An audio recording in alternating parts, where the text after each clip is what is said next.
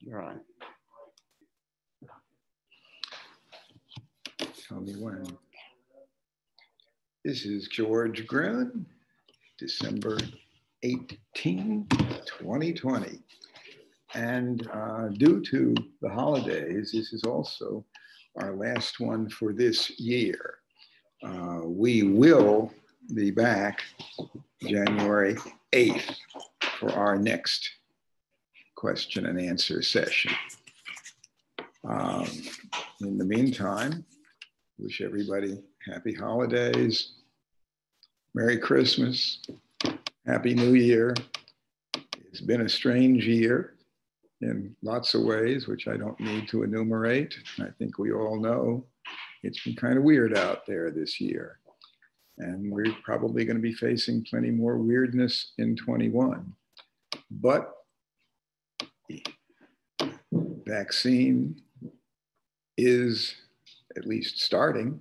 They've had 2 approved and more soon to be approved. And I know as soon as it's available, I want to get it.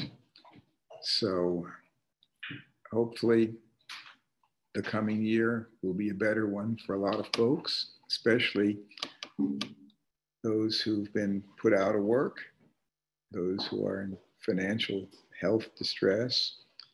We'll hope for good times. But the guitar market so far is still very much alive and well. Far better than running a club or touring as a musician. But people are still buying guitars, for which we are highly thankful. Wednesday of this week, a couple of days ago, I went down to visit my friend Norman Blake in his home in Rising Fawn, Georgia, and spent pretty much the whole day there. What I did in the way of business probably could have been conducted in 30 or 40 minutes. But I've known Norman since 1969, and he's much more than just a customer. He's a good close friend, and he's one of my absolute all-time favorite guitar players, as well as fine on mandolin and 5-string banjo. A great musician. And while there, I picked up a number of instruments from him on consignment, which I'll be selling. And I'll show one, at least, that is an interesting piece. This is prototype number 1 of the Norman Blake model. This is the 0028 B Brazilian Norman Blake signature model. Slot head, 12 fret neck, but the body is the same shape and size as a 14 fret 000. Let's see, beautiful spruce top and very fine Brazilian rosewood back and sides and peghead veneer, and a hard to capture. Now that you can see a bit of the grain here in the bright light. So a quite lovely guitar. And aside from being a nice looking guitar, it happens to be a very fine sounding guitar, which I guess shouldn't be any great surprise. It is prototype number 1 of 4. Martin typically will make several prototypes for a model, but this is the first prototype, and it's the one that was Norman's personal guitar, and one that he has certainly played quite a bit. It is set up exactly as he used it. And I'll play a quick tune, but you can get an idea that this is a fine sounding guitar which, since it is Brazilian rosewood, is something that Martin would charge a very high price to build today, because they charge a leap and fortune for wood, especially the highest grade of Brazilian, which this is.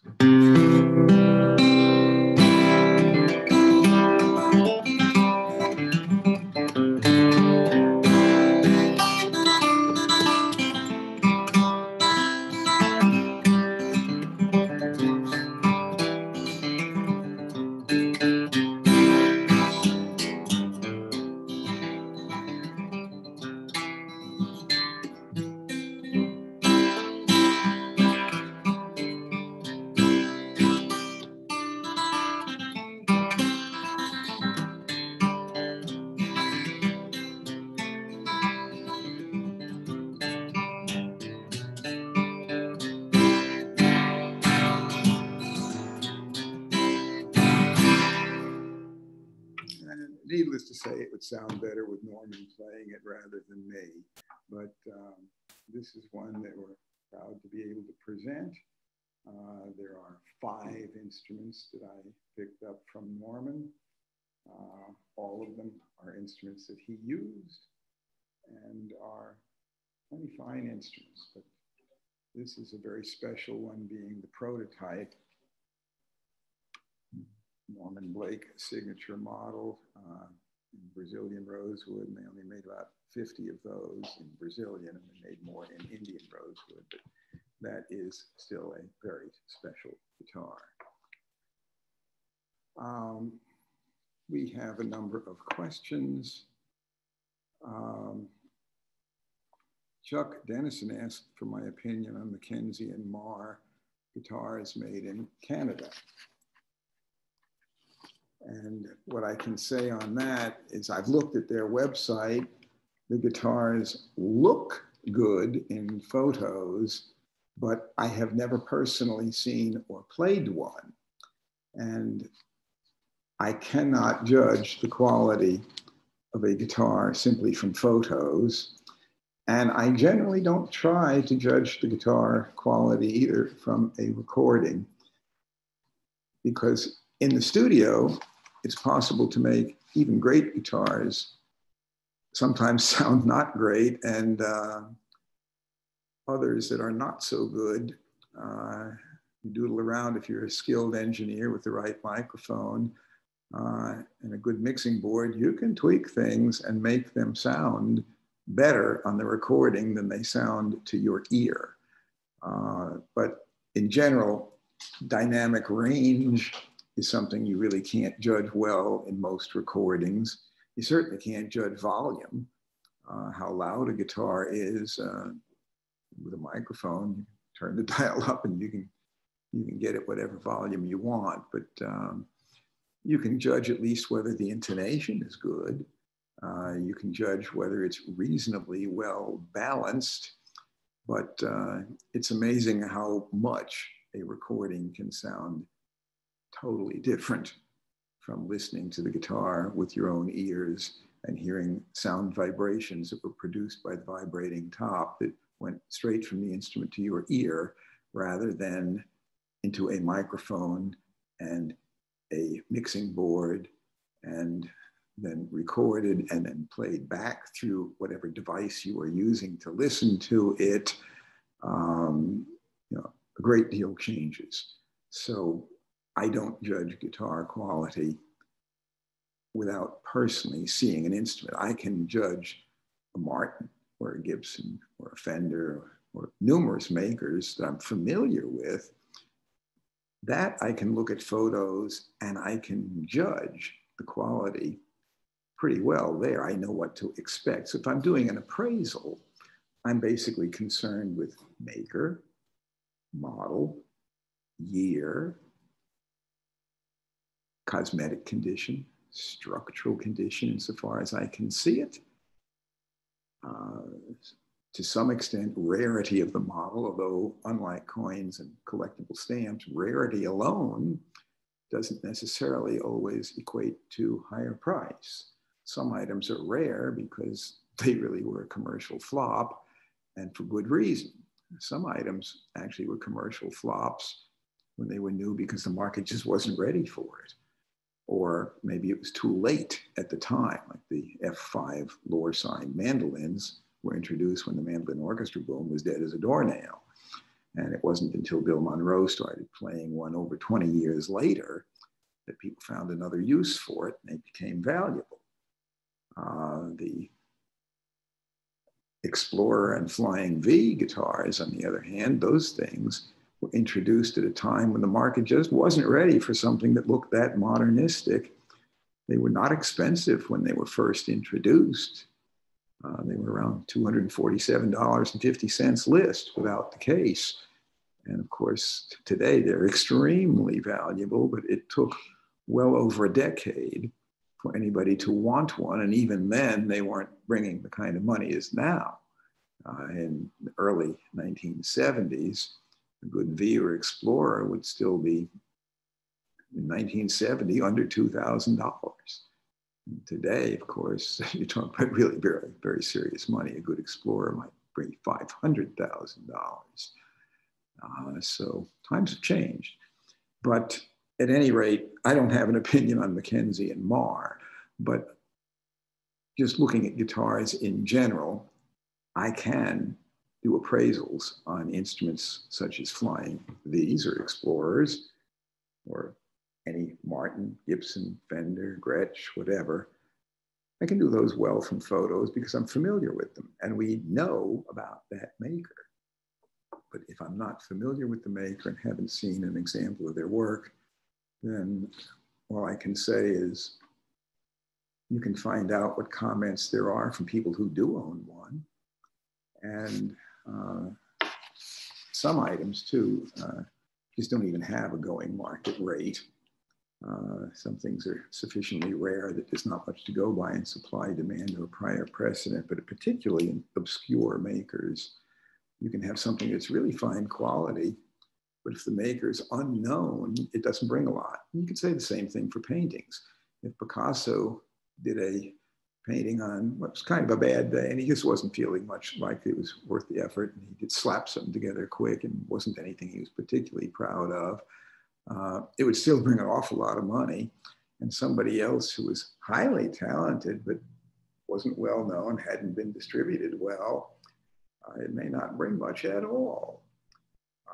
Vincent van Gogh thought his brother was selling paintings, but they never sold one in his lifetime. And that's one of the things that caused him to be upset enough to commit suicide when he found out that Theo had been lying to him about selling paintings. But at any rate, that's a long-winded answer to what seems like a simple question, but the fact is, appraisals to a large extent are based on the reputation of a maker, and that takes time to be built. But usually those reputations are good for a reason. It's a rare event that something has a great reputation and turns out to be a mediocre product. Tony Saporito says, I have a late 90s wonderful Loudon,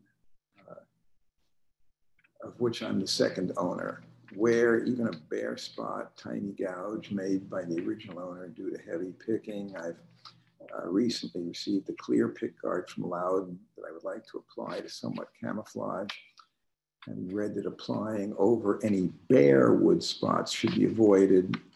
I've gotten mixed input from local Dallas preferred luthiers who'd like my opinion. Well, applying a pick guard over a bare spot, if you use an adhesive that's hard, it gives a very, very firm grip on the wood.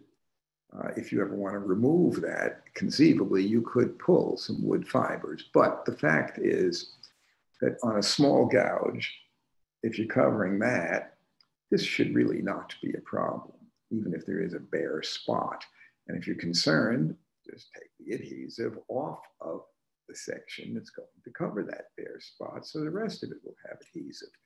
But typically the type adhesives that you're going to get on a stick-on pick guard are not going to be similar to the type adhesives that Martin and Gibson used to use when they glued the pick guard firmly onto the bare wood of the top, and then applied finish later, even spraying right over the pick guard.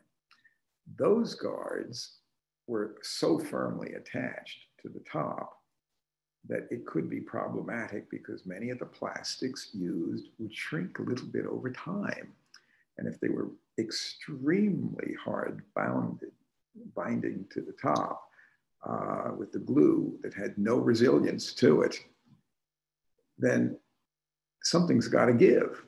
And the plastic would be strong enough to actually cause the wood to either cup so it wouldn't be flat, or eventually even crack, especially on either side of the guard. You're not going to face that if you put one of the adhesive guards onto your Loudon, even if there is a bare spot. Any decent repairman can easily remove that. You don't want to just take it and just rip it off, but if any skilled repairman knows there are solvents he can use and he can work that guard off with no trouble at all. You really don't have to worry about the little bare spot that you may be covering if you apply a pick guard onto your Loudon. As long as it's a glue, it's an adhesive that is not really hard binding to the top, and what they send you will not be a problem. If Loudon sends you the guard, you don't have to worry about it. It will be okay to apply it. Jeffrey asks, at what point do you think a guitar is no longer the guitar it was when it was made? For example, someone brings in a 1931 Martin OM45, but it has two top cracks, water damage to one side, cracked bridge, missing braces, and what appears to be replacement tuners. Or a more extreme example, a replaced top. At what point does one decide the guitar is no longer the guitar it was, that it is no longer restoration, but in effect, a different guitar? Well, the first example, the OM45 with two top cracks, water damage to one side, cracked bridge, missing braces, and what appears to be replacement tuners. Well, that's the kind of thing with OM models we do see.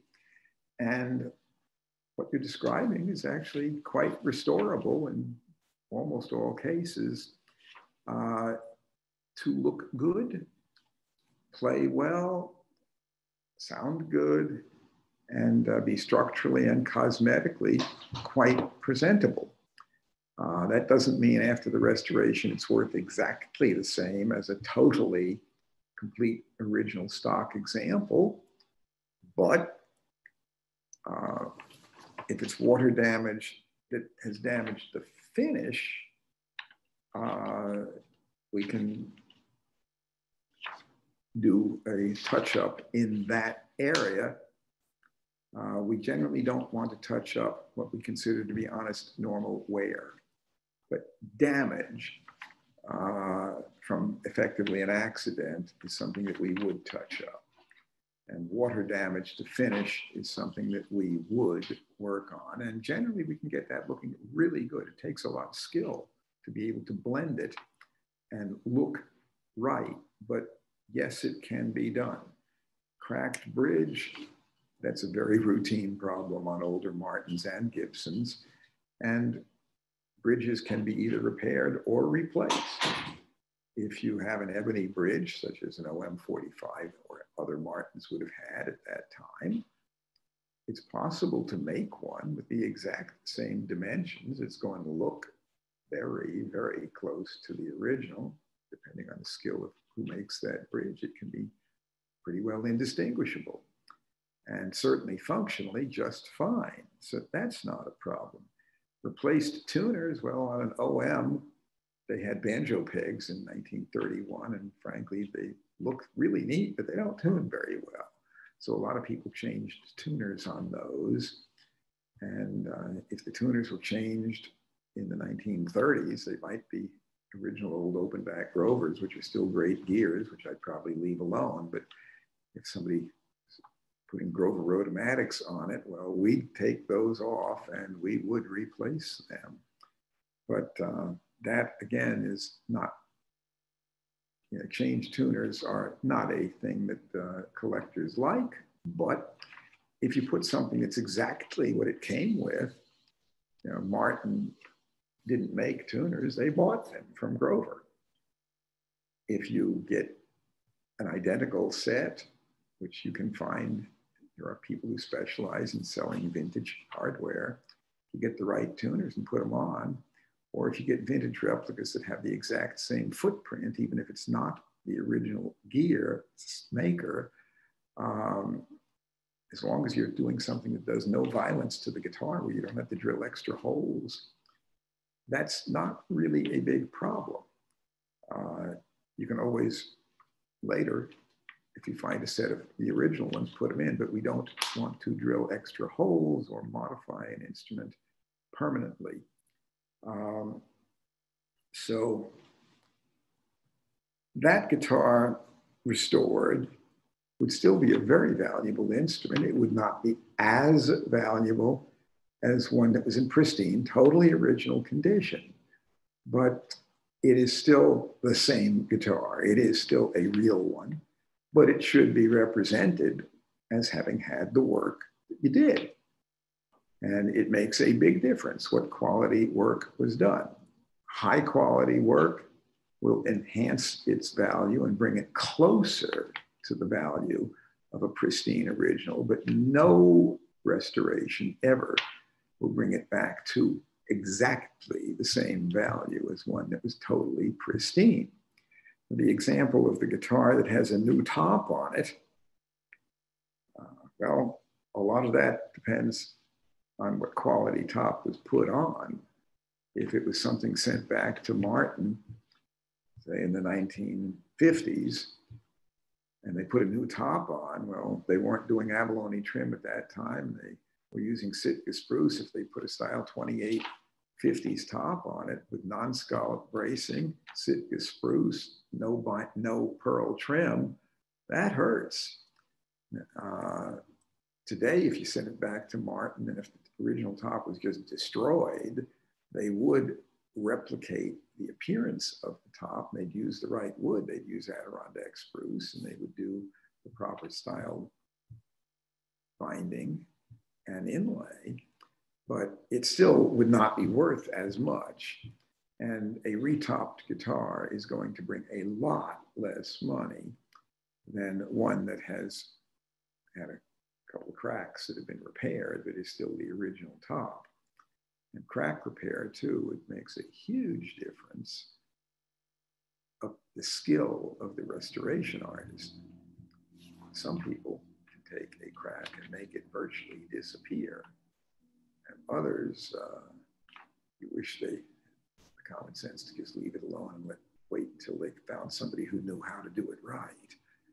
Bad repairs can destroy instruments.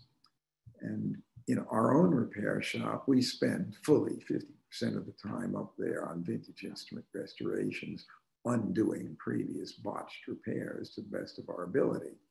Our ability is pretty darn good, but we're still not total magicians. Some things are restorable and some are not. And we have seen guitars where you get a new neck and a new top and it's been refinished. Well, all you got is the wood of the back and sides. When it's restored, is that a real Martin guitar? Well, it's a composite, and it's not something that we would represent as being a fully original instrument by any means. It's hard to even call it whatever model it started out as. It's a guitar that has some components of an original one. But is it any longer a Martin D28 or 00028 or OM45? Well, the answer is if it has a new neck and a new top, no, it really isn't one anymore. It may be a good guitar depending on the quality of the neck and top that were installed and who did that, and whether that builder has a reputation for great work. So it may still be a valuable instrument, but nowhere near as valuable as a fully original example. And Again, hardly even something that I would want to call that same model anymore. Tom asks, I'm just wondering if Martin offers a sinker mahogany back, neck, and sides, cut off, I guess it means cutaway, electric guitar, similar to a Gibson L4 or L5 electric. Well, no, Martin doesn't offer a guitar similar to a Gibson L4 or L5, because the L4 and the L5 have the L5 would have a carved top and a carved back and F holes. And is Martin doing that? The answer is no. Does Martin make cutaway guitars? Yes. And we actually have on order some cutaway Martin quadruple O guitars, which will be coming in probably mid-year in 2021. So they will be similar enough in size to a Gibson L4, 16 inches wide. The L5 electric is 17 inches wide, but is it the same beast? No. Besides, on an L5 electric, they have humbucking pickups and they're cut into the top.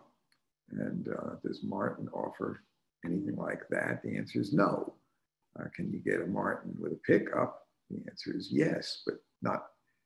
They're not putting in magnetic pickups that are mounted through the top and tone volume knobs through the top, anything like that. They're not doing it now, and can't say what they'll do in the future, but I wouldn't hold my breath waiting for them to do anything like that. But can they offer a good quality cutaway? Yes.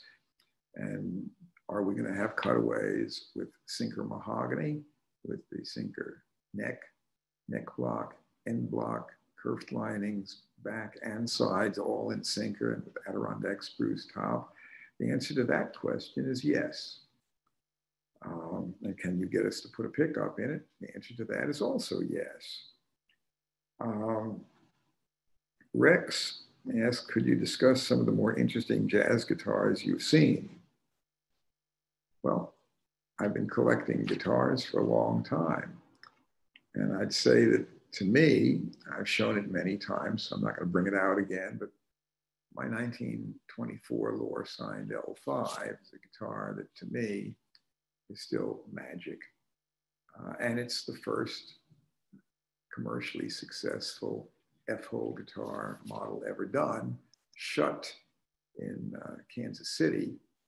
Actually did F-hole guitars as early as 1910, but they were pretty crude. The first commercially really important F-hole guitar would be the L5 model. And there was one made in 23, and the rest of the Lohr signed ones were made in 24, but the L5 has been in pretty continuous production, except for a brief period during World War II. They've made L5 guitars, excuse me, from 1923 to the present. And, but in 1935, the specs were changed very considerably. It went from a 16-inch wide guitar with a narrow snakehead peg head to their so-called advanced model, 17 inches wide and different ornamentation, but still called it an L5. And then in 39, they offered the premier Cutaway model. First year that Gibson issued Cutaway guitars in their catalog. But there's still great guitars by D'Angelico, Stromberg, and Epiphone. Epiphone made some very, very fine jazz guitars. And of course, these days, they're followed by D'Acquisto and it's Benedetto, Monteleone. Monteleone today gets probably more money new than for a guitar than any other maker in the history of guitar making or has ever gotten. And they are gorgeous guitars, but they're also, one is paying for a piece of art, and his price went up very considerably after his instruments were featured at the Metropolitan Museum of Art. They became often enough sold to art patrons. But still, I'd have to say, is anybody today making a better quality archtop F-hole guitar than Monteleone, and I think the answer to that is none that I know. They are extremely fine guitars.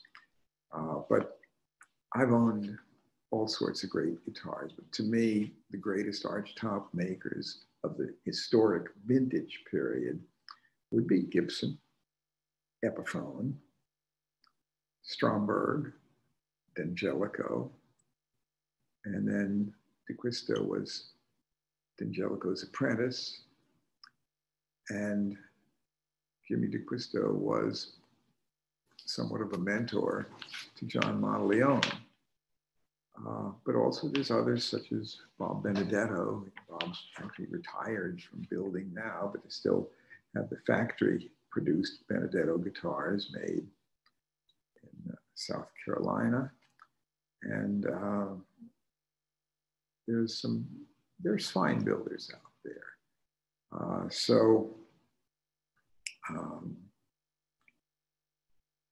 At any rate, there's, I've owned a lot of good jazz guitars over the years. And, but I myself am not really a jazz player. I like the old L5s, but I like them as much to play Carter family style music, but they're versatile instruments. They are really, really fine instruments. And Paul asks, are there any vintage models that you feel deserve greater recognition than they have achieved today? Conversely, are there instruments that, in your opinion, have realized a level of desirability disproportionate to their intrinsic quality? Well, I think, for example, Epiphone guitars were a major competitor for Gibson in the 20s and through the 30s and right on up into the 1950s. Epiphone ran into hard times in the 50s. And in 1957, CMI, Chicago Musical Instrument Company, that owned Gibson, bought Epiphone. And after that, from 58 through 69, Epiphones were made in Kalamazoo, Michigan by Gibson. And today, Gibson still owns the Epiphone name, but the new Epiphones are Asian imports. But when I look at some of the prices I see listing for old Epiphones, I think that they're relative bargains. They're great guitars. And they were rivals of Gibson in the 1920s and 30s and on into the 50s. And they deserved the recognition at that time that Gibson was concerned about them. In 1931, when Gibson was doing a very limited number of archtop guitars, the L5 and the L10 by that time, just two models, Epiphone came out with a whole line. And the very next year, Gibson responded by introducing a whole line of Gibson archtop F-hole models to compete. But there was a real competition going on there. And if you look in the price guides today, the prices that you see listed for some of the vintage Epiphones, such as the Epiphone Emperor or Deluxe, are way less than I think they're worth. Also enough that they're also less than I'm willing to pay for one, because I know I can get more in my shop for them. If people just listen to them, I can get more than they are currently listing at in those books. So that's a situation, again, in which the price is not necessarily what price and merit are not always the same. But I think also there are others, such as Larson Brothers of Chicago. There are some people who will pay good money for them, but it's a relatively small number of people who are familiar with Larson Brothers guitars. They made some instruments that were unlabeled. They made some that were labeled Stahl, S-T-A-H-L, Maker, Milwaukee, and Stahl was a teacher. He didn't make anything, but there was no truth in labeling or advertising in those days, and he got away with that. But he had instruments made for him by the Larson brothers and also by a number of others. But the Larson made stalls that have a burned-in stamp. The ones that you see stall labels with a label, a paper label, were actually not made by the Larsons. They also made harp guitars for Dyer in St. Paul, Minnesota, and they made Prairie State, Euphonon, and Mauer brand. They never made any that said Larson in it, but they were great guitars. I personally like them enough that I have close to a dozen of them in my personal collection. Also, there's some fine banjos, especially some of the old Openback, Fairbanks and Vega, Bacon, Wyman. Some of those are beautifully crafted instruments, instruments from the 1880s on up through the early 1900s that are gorgeous, beautiful carving, engraving, just fabulous quality, great sounding. If you're into banjos, there are some bargains to be had. On the other hand, if you're into bluegrass, pay dearly to get an F5 mandolin, even though prices for F5s now are less than they were at their peak in 2006 or 7. Still pay dearly to get one now. But for that matter, bluegrass banjos, a flathead Gibson banjo, if it's original one-piece flange, high profile, heavyweight flat tone ring, 3 pounds or more in weight for the tone ring, those things are bringing big, big bucks. And whether they'll continue that remains to be seen, because they're very much appealing to bluegrass players, and some of the younger players are less interested and less able to afford some of those. And if they're playing with a pickup or a microphone close to the instrument, you don't necessarily need the sound of the pre-war flathead. But they're bringing a bit less now than they did at their peak. But pricing can be ephemeral. The quality of the instrument is, if not eternal, at least way longer lasting than any fad. Just like paintings, where there are still paintings by Michelangelo and Da Vinci. Not many, but there are paintings that old, and there are violins. Stradivari died in 1737. There's still close to 650 of them being played. And Del Gesù Guarneri died in the early 1740s, but they are highly regarded. They're still being played, and there are people who will pay over $10 million for the right one. A good guitar will outlast us. It will outlast any person with proper care. And value today, even if fad ends, that doesn't mean it won't go back up. The really, really great instruments, the classic era, true golden era instruments that are the archetypes, are going to stay valuable. They may have ups and downs. There's economic trends, demographic trends, but these come and go. It's just like the memorabilia market. Some things are highly inflated because of memorabilia appeal, but memorabilia tends to be specific often to one generation. And a great musical performer of 1900 may be forgotten today. And some of the ones who were big idols of baby boomers in the late 60s through the mid 70s don't necessarily appeal to millennials. And baby boomers now are aging up and they're not buying as much. Although I'm 75 and I'm still buying actively. Even earlier this week, I added another one to my collection. And this year I've added half a dozen instruments to my personal collection. And for my L5, the lower signed one, I paid more money for that than any other I've ever bought in my entire career for one that I was going to keep. I paid full retail, and it was full retail at pretty well top dollar market value. And It's not something that has gone up lately, but I don't care. I wanted that one. So, but point is, prices are somewhat ephemeral. They can go up or down, but quality and the instruments themselves survive. And in the long run, the ones that are really, truly superb quality instruments are going to stay valuable as long as there's still some kind of music being played that people care about, that that instrument can be used for. Good instruments are versatile. Chris is asking, says, I recently bought a 1970 Martin D18. It was from the original owner, in great shape. I was told it needs a neck set. Action is a little high. What is the best way to tell if the neck needs to be reset? What is the average price for a neck reset?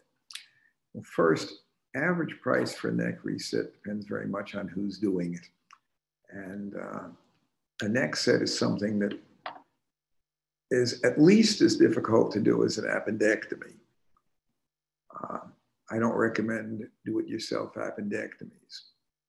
And if I needed an appendectomy, which I did actually when I was in sophomore year of high school, I sure enough needed an appendectomy.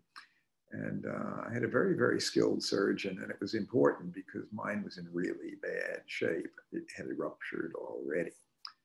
And it took a great medical team to get me alive, to keep me alive.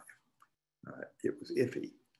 Well, a neck set on a guitar, if it's done wrong, you can easily break the heel of the neck, and you can royally screw up a guitar if you don't know how to get the neck out, and for that matter, if you don't know what angle to get it back in. But if you get it out clean and put it back in at the wrong angle, somebody else can come along later and fix it fine. But if you break it, or if you chop a whole lot of wood off the heel to make it fit, you may never be able to get that thing quite right again. A 1970 guitar is 50 years old, soon to be 51 years old. And that guitar is likely to need a neck set if it's had string tension over the years. The neck isn't usually loose at the dovetail, but the body has deformed a bit. And usually you can see that there's a dip from the neck joint. If you look on the top, it's caving in a little bit in front of the fingerboard and maybe caving in a little bit in front of the bridge and bellying up a bit behind the bridge. If you see that the action is high and somebody has already filed the saddle down so that there's very little saddle sticking up over the bridge, you can be pretty darn sure that needs a neck set. You don't want to have to cut the bridge itself down, but we see that often enough. So if you see that somebody has not only cut down the saddle, but has also filed the bridge where it's thinner than original, and the saddle is low, and the action is medium or high, it now not only needs a neck set, it needs a new bridge. The other thing about a 1970 Martin is that that was before Martin had adjustable truss rods in the neck, and frequently they will need a plane and refret. And if you see that the frets are deeply grooved from playing, that's likely to need either dressing or a refret. But since the neck just does not have an adjustable rod, it is likely to have a twist or warp in it by that time after 50 some years of string tension. And again, a neck set can differ in difficulty, but if it's never had the neck out before, that's a lot easier than trying to fix one that's been done badly and correcting it, especially if they broke the neck. We see a lot of broken necks from people who didn't know how to do a neck set and they break it at the heel. But by the time you get into a plane and refret and a neck set, and likely sometimes if they cut down the bridge, you can get into $1,200 or even $1,500 of work to do it really right, which means that a 1970 B28 is going to bring not much over $2,500. You can have one that looks cosmetically pretty darn good, but it might have $1,500 of work to do. So from a dealer's perspective, they're not going to pay much for it. Because if they have to do all that work and want to make any kind of profit on selling the instrument, that's going to be a pretty tight margin to do any profit at all. But again, it should be examined by a competent repairman. But again, good rule of thumb again, saddle's low. If the bridge has been cut down in an attempt to lower the action, almost always that's a sign it needs an neck set. But if it's low saddle with high action or even medium action with a saddle that's been reduced to almost nothing sticking up over the edge of the bridge top, then that's a pretty good indication it needs a neck set. Rexford, I own several Martin dreadnoughts, including D18, D28, and D35. I'm hoping to add a D41 or D42, 2008 through 2014. Could you discuss the differences between these two models? Well, in that time period, the D42 model features a snowflake inlay pattern on the peg head and the vertical CF Martin logo, on the fingerboard, and on the peg head, the vertical logo. So the D41 has hexagon inlays and has no snowflake inlays on the bridge. The 42 has two snowflake inlays on the bridge and the snowflake inlays on the fingerboard. The D41 does not have abalone trim around the edge of the fingerboard on the upper bout of the top, whereas the D42 does. So the D42 has a bit more pearl trim on the top because it has, the 41 has it around the edge and around the sound hole, but not around the edge of the fingerboard where it's on the upper bout. The D42 has therefore a bit more pearl on the top and a different inlay pattern. Are they built different where they're going to play and sound different? The answer is no. If you're talking about the newer models made today, those actually have different specs than the period that you're talking about. The ones you're talking about from saying 2008 through 2014, those would still have the 1 11/16 inch width nut, whereas the recent ones now have the 1 3/4, and the recent ones also, the earlier D41s, the early D41s have non-scallop bracing, and now 42, and those have always had scallop braces in them, but the 41s didn't for a while. So again, my own opinion is that the brand new ones, frankly, are better sounding, better playing than some of the ones made 10 or even 20 years ago. They've changed the specs, and the new specs are great. They are really fine guitars. But the difference in sound between a 41 and a 42 of the same age is not much.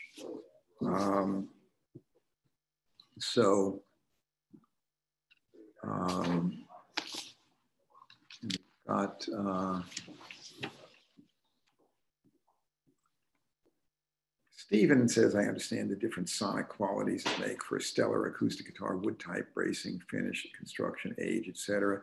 I don't understand what makes a 1952 Tele or a 1959 Sunburst Les Paul so sonically superior to current electric models of the same maker. Given that the amp effects and signal can be manipulated, what makes those guitars from the 50s and 60s so much better and pricier than the other than the Mystique? Well, for one thing, there's a lot more that, yes, you can take an amp and you can get effects and you can modify sound, but that's not the same. And none of those effects do quite exactly what the original can do just through a simple guitar, chord, and amp. I haven't heard any pickups yet that sound better than the original PAFs, although the new ones are close. The quality of the wood used that they had in the 50s was a lot of it old growth and air seasoned, not kiln dried. And that does make a difference. And the fact is there was more handwork in a lot of those old ones. They do seem to have a rather magical sound. Does that make the old Sunburst Les Paul for the right one with super curly top worth $500,000 if it's curly and a whole lot less if it isn't? Well, that's highly debatable. Are the new ones good enough to take on stage where the audience is going to have a tough time telling the difference? Yeah, they're good enough to do that. The ones from the 70s were not. The ones from the 80s were not. The ones now are pretty darn good. And, but in general, the old ones had great wood, great workmanship. And there are plenty of electric guitar players who are far, far, far better electric players than me who do hear the difference, and that I can hear the difference when they play them. And getting the right pedals is not the same as getting the kind of sound that can be gotten out of an original Sunburst Les Paul. But I'll leave it at that. John says, based on your dealings with vintage guitar collectors over the years, could you profile the serious collector, celebrities aside? How large are the typical collections in terms of number of guitars and dollar value of collection? Do collectors tend to favor or collect different brands? Are most buy and hold collectors or traders? Any other characteristics? Well, collectors are not the same as traders. Collectors may trade some. Like what got me started was I was a collector and I had a personal collection that was not for sale. And what motivated me is I was constantly looking for guitars. And for every one that I found that I wanted to keep in my searches for the ones I wanted, I'd uncover sometimes dozens of guitars that I didn't really want, but they were priced right.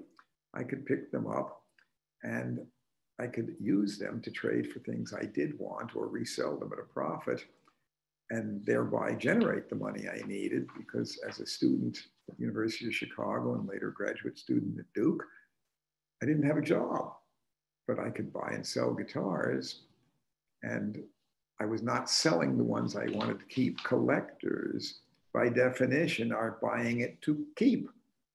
And they are highly knowledgeable about them. They're not buying it strictly for monetary value. I started collecting when a lot of these things were relatively inexpensive. You could buy them for sometimes no more than and often less than buying a new one. But I knew that they were better. And they motivated me. It was like an art collector who may find things that aren't valuable yet, but he thinks they have potential. And he thinks they're just great pieces of art, regardless of what they're worth. And collectors typically are highly knowledgeable. Have spent a lot of time and effort studying. They are not people who sit around and just talk about current price. Price is something that sometimes if they get bid up too high, it takes away some of the fun of being a collector, because if they bid the price up more than you paid for your house, then you can't afford to collect that anymore. So the collector is not necessarily thrilled if the things triple in value in a period of a year or two, because it may lock him out of collecting anymore. Collectors are not necessarily millionaires or billionaires. There is a few who are. And if you have some theme to your collection, and most real collectors do have a theme, they're not just buying random assortments. They're not hoarders. There's a difference between a sophisticated collector and a hoarder. And there's also a big difference between a buyer, a collector, and a speculator. A speculator may claim he's a collector, but when they come in and just talk about them as though they're looking at spreadsheets and talking about how profitable it's been in the market trends are ephemeral. But true collectability is not. True quality is not. And collectors care about that quality. They don't want to see their collection go way down in value. But if it's tripling in value every 5 years, they're not going to be able to collect very long. And that kind of dampens their enthusiasm. They don't like to be competing with speculators who are just flipping them. But typically, if the market is taken over by speculators who are bidding more than utility tool users and more than true collectors, it becomes unsustainable because there's nobody left who is paying this price who wants to actually keep it. So it reminds me of the Roadrunner cartoon. If beyond point X, the only people who were buying were speculators who want to flip it within a year or two, they're skating on thin air when they've outbid all the collectors and all the utility tool users. It's not stable anymore. And at some point, the Roadrunner is going to go beep, beep, and Wile E. Coyote, the speculator, is going to fall down and go boom. So that's how many do you have to have for it to be a collection? Well, you're not a collector if you only have one.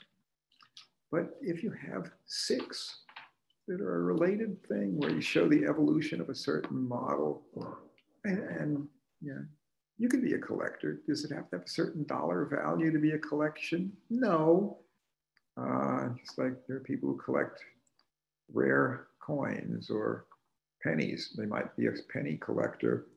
They might collect pottery. Does a collection have to be worth $1 million? No. And besides, back when I started, the instruments weren't that expensive. It's not, if you have a dozen or more instruments and there's a theme to them and you're accumulating because they fit a historical niche that you can see the evolution. It's like coin collecting. You want a series of coins, certain pennies, nickels, whatever, or maybe gold pieces. But the point is, you can be a coin collector without having to collect gold coins. You might be collecting pennies and have a serious collection. And with guitars, you can have an interesting collection of pre-World War II Gibson flat top guitars or early Martin guitars.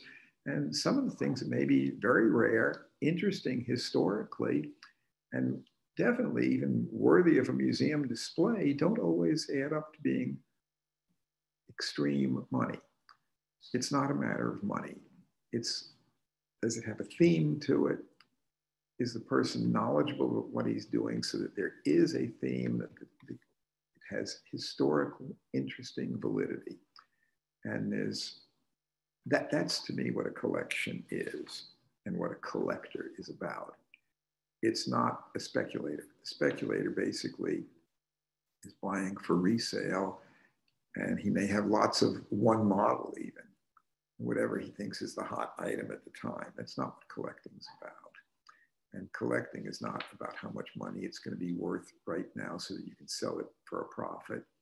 Collectors are not doing it simply as an investment. They're doing it because they really, really actually like these things. It's just like art collectors. Many of them, it may go up in value, but many of the great collectors of art ending up, it's in their will as to which institution it's going to be donated to, rather than necessarily always trying to sell it.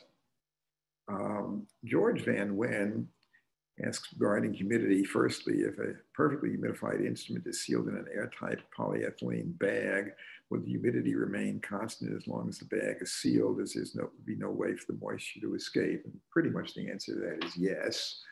But is that a great way to store guitars? Well, not necessarily, but it certainly can seal humidity in. He also asks, he says, I have a Yamaha FG200 that I bought secondhand 45 years ago. It has factory finish inside, what looks like a clear varnish. The instrument's all plywood, so I guess humidity changes would be of little consequence anyway, but is sealing the inside of a guitar a good thing or not? Well, Martins, Gibsons, old Epiphones, old violins by all the famous makers, and almost all classical guitars have no finish on the inside. There's a few Spanish makers, such as Hernandez and Aguado, that did some finishing inside, except that even there, those guys just reached in through the sound hole, did some French polishing, but it only went as far as their hand would reach on the inside of the back and sides.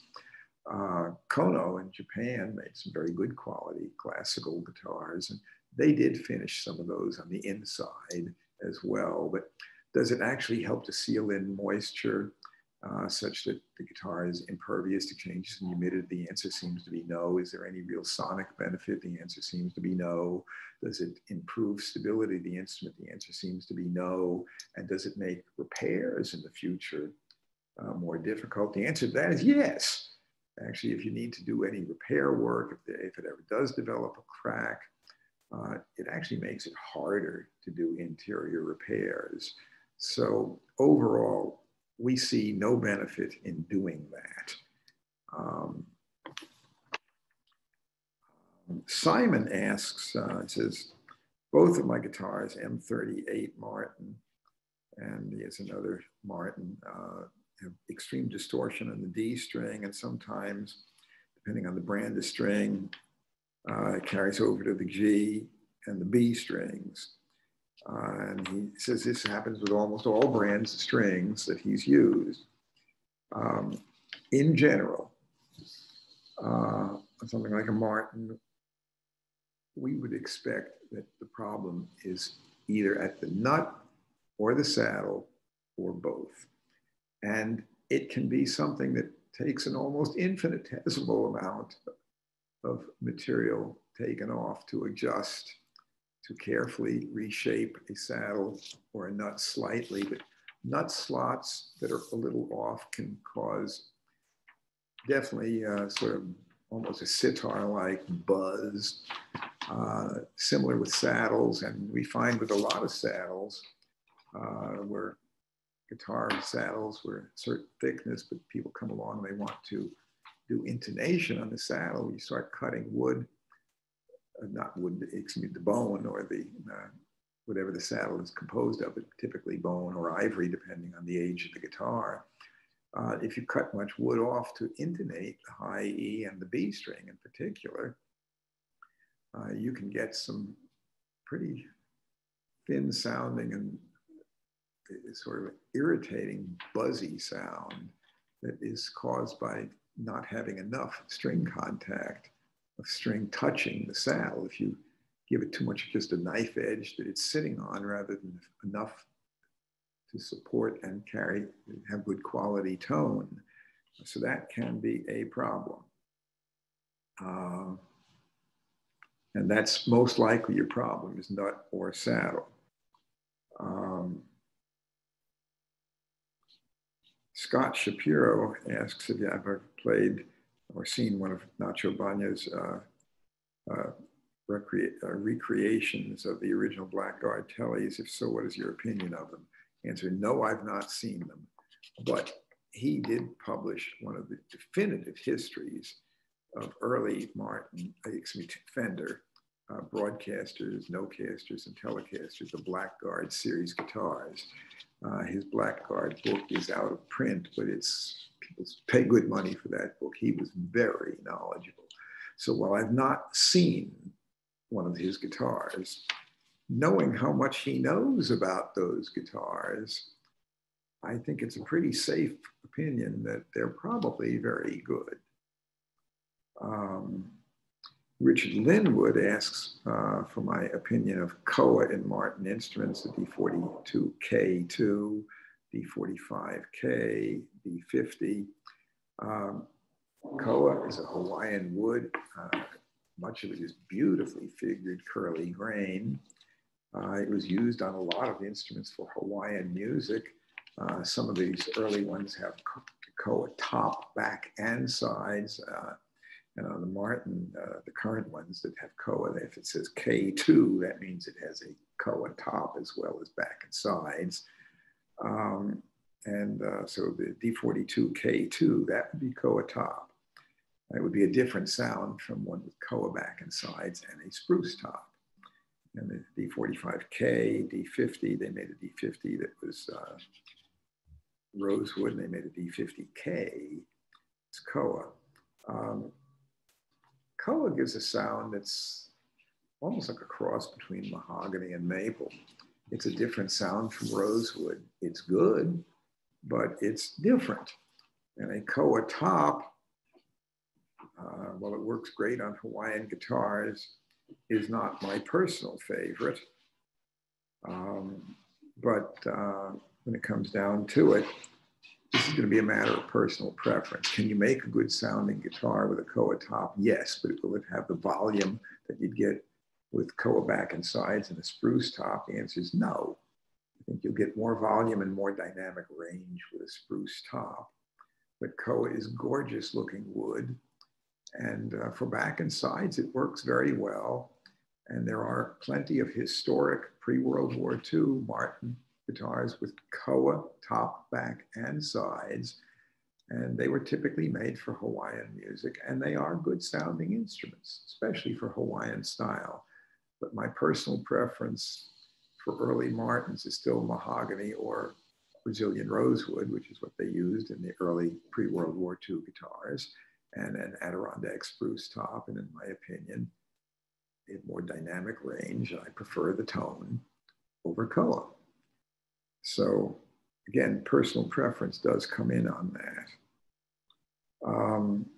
Martin Cohen says there are guitars like Martin's Norman Blake's that have 12 fret neck, put on a standard triple O body. Does anybody make a 12 fret elongated body with a 14 fret neck?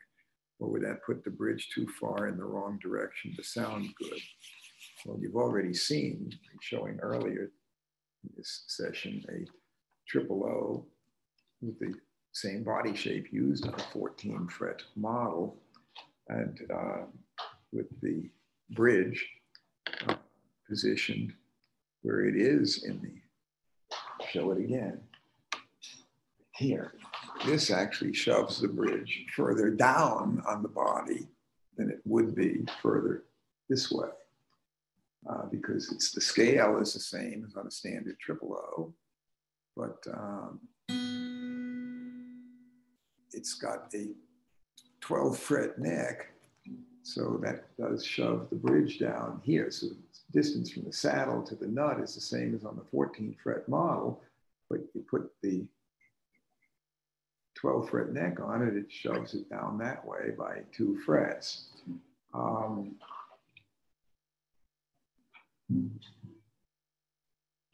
In my opinion, putting a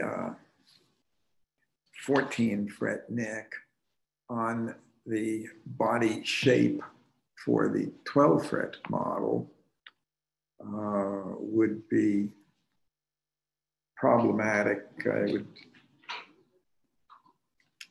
It's probably not the best of ideas, but Gibson used the same body shape on the L00 where it was originally a 12 fret model, and they made a 14 fret model. It went to 14 fret in the early 30s, and it worked fine on the Gibson. So the L00 body shape didn't change, but it went from 12 fret to 14 fret. It worked fine. So are a bunch of other makers doing that? No. But on a 12 fret Martin body, could it be done? I guess the answer is yes. You'd have to at least modify the position of the sound hole. And it could be done, but I don't think it would be ideal on the Martin. So at any rate, we're now, let's see what other interesting questions we may have.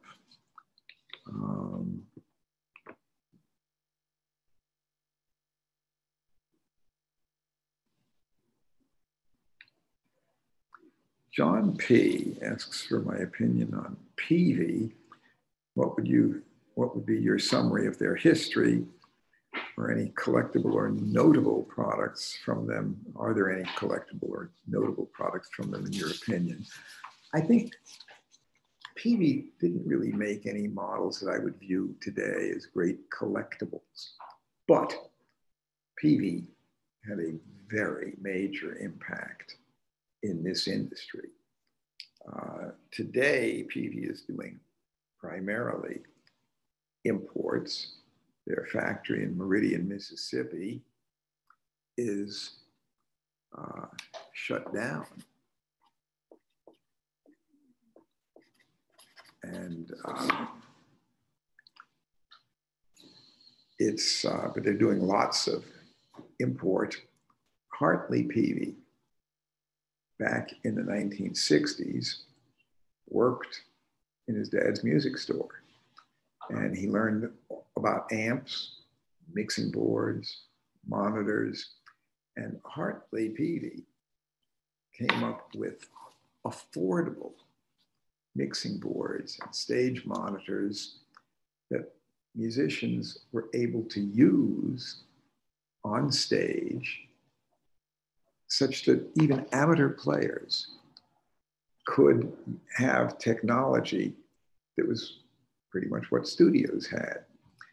And it made a huge difference for acoustic players as well as for electric players.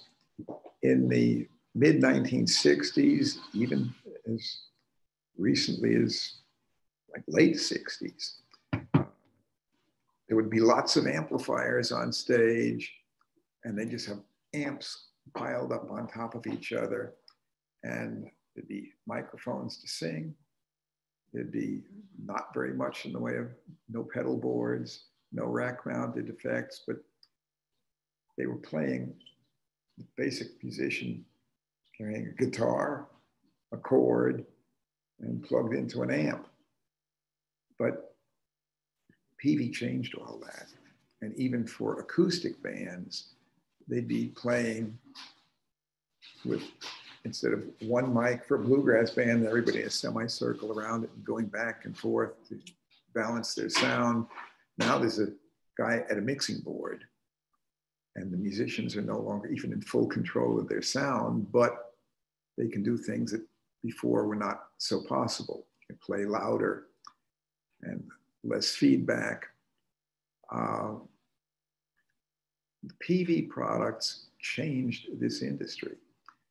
And Peavey, for quite a few years, had a virtual lock on that market. Peavey amplifiers, stage monitors, mixing boards were just standard for almost all acoustic bands and a heck of a lot of electric bands. They might be playing through Fender amplifiers or Marshall amps, but they might be using Peavey mixing board and Peavey stage monitors.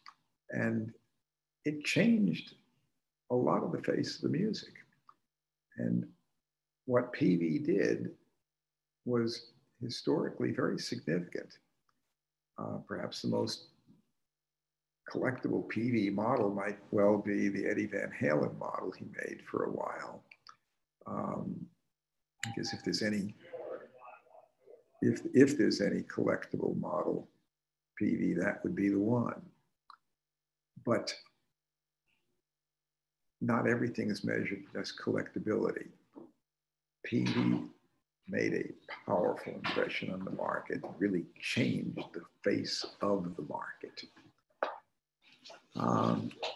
We've had a good session this time, but keep in mind it's not until January that we'll be back. Have a good holiday. And for any questions I haven't covered that got submitted, I will individually respond to people by email. And keep in mind, if you want to reach me, George at guitars.com, GeorgeGuitars.com. So if you got questions and you need an answer, keep me in mind, and you don't have to wait until January. I'm available. Have a good one.